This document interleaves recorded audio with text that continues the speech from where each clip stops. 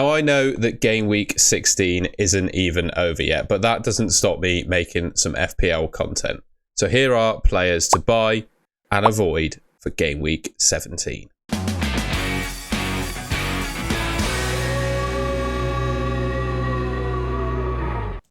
Now, I wanted to start the video by talking about Bukayo Saka. I know he's not exactly lit the world up with returns recently, but he has been just really consistent. I know he's just come off the back of a 1-0 loss to Aston Villa.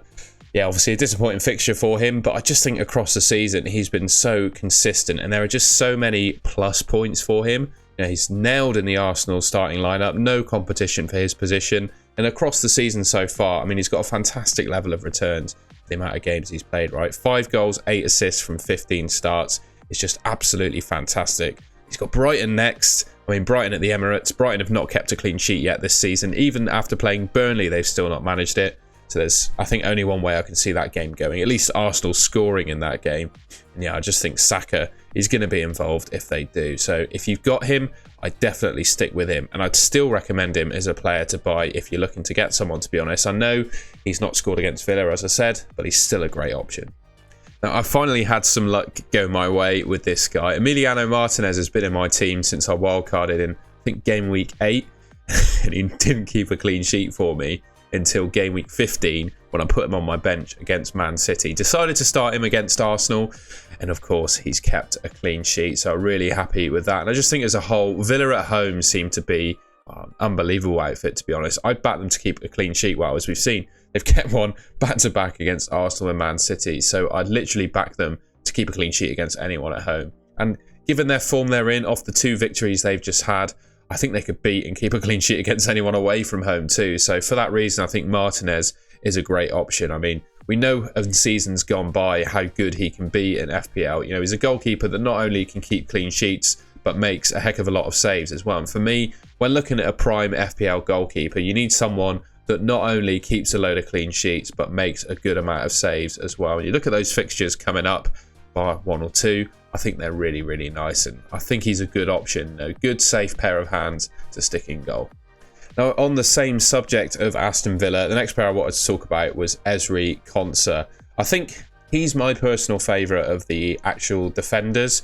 He started every game under Emery this season. He's not necessarily played a full 90, got subbed off early, of course, as we saw against Arsenal. But yeah, I do think he's a really nice asset, along, of course, with Paul Torres. But I think just Ezri Konsa being slightly cheaper and playing right back, I think he's been given a bit more of a license to get forward at right back. And that's been shown in his underlying numbers. He's not scored yet this season, but he's accumulated over 1 expected goal. So I do think a goal is, you know, due quite soon for him. And just the fact he's playing right back in that system tells me he's going to get forward and get some opportunities in some games. But yeah, just with the way Villa have been playing defensively, I don't need to talk about that again. I said that when going through Martinez, but you have to look beyond the goalkeepers, don't you? Defenders in FPL at the moment are few and far between, and someone of Konsa's ability and Villa's, you know, defensive prowess recently, priced at 4.5 million, he's a really nice option.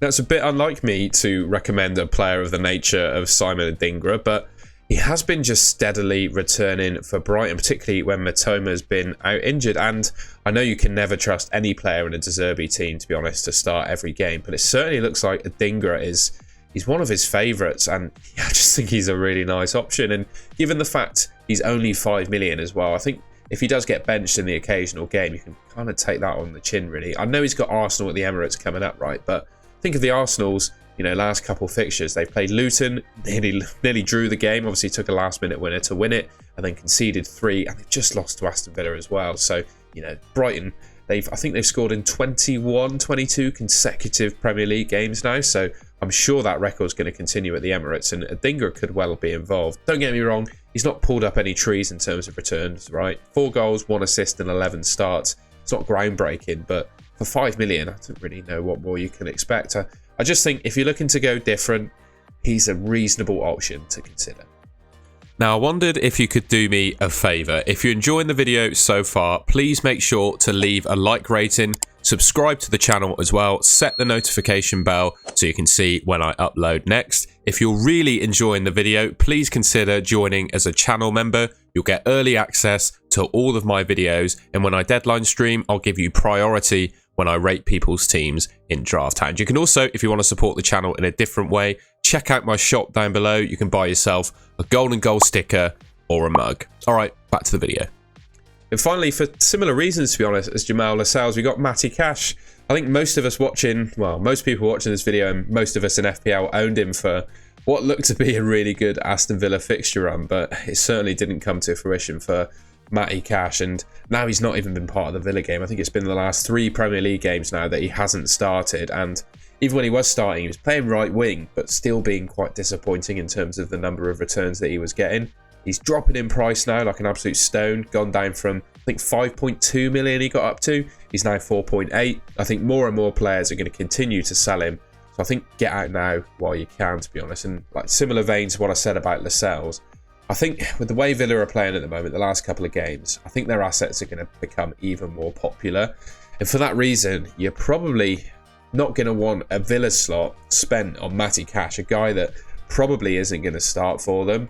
Yeah, similar vein to Lascelles, and he's, you know, quite expensive, right? You can obviously improve on Matty Cash in your team. So for that reason, I definitely wouldn't be buying him, and I'd also be eyeing him up for a sell. Now, I know he hasn't actually played yet, but I think it's still safe to say that Jamal Lascelles is probably an avoid now in FPL. He's been absolutely fantastic for, well, the cameo of games that he's played. You know, starting off at 4 million and keeping, well, good amount of clean sheets and scoring a goal in that run. He's been really, really good, but it does look like Botman is due to come back, well, imminently for Newcastle. To be honest, by the time I record this video, he could have been named. He could have been named in the, you know, the Newcastle starting lineup against Tottenham, right? So yeah, we could see Lascelles fade out of the Newcastle team soon, and I think for that reason, I certainly wouldn't be buying him. And even if I had him, I'd probably be looking to get rid, because you don't want a player like this taking up a potential third Newcastle slot. I know they're not great away from home, but at St James's Park, I'd back them to keep a clean sheet and beat anyone, right? And I feel like you'd want to be, most players I think would want to be tripled up on Newcastle at the moment, and having Lascelles in your team, just burning away on your bench, not starting, it's not an ideal place to be. So for me, I don't think I'd be buying him, and if I didn't have any other fires to put out in my team, I'd probably consider selling him going into Game Week 17. Alright, and that's the end of the video. I hope you enjoyed that one. Sorry about the lighting and my lack of glasses. I'll just show you what the lighting looks like when I put them on, actually. There you go, I've got a massive ring light in my face. I'm on holiday in Paris at the moment, but I decided to take my laptop with me, along with a microphone that's not currently on a stand and a ring light to keep the FPL content while I'm away. So I hope you can appreciate the different background and new lighting just for this one video, maybe one more. So yeah, if you enjoyed it, please leave a like rating, subscribe to the Golden Goal channel, which should be just there, and I'll catch you in my next one.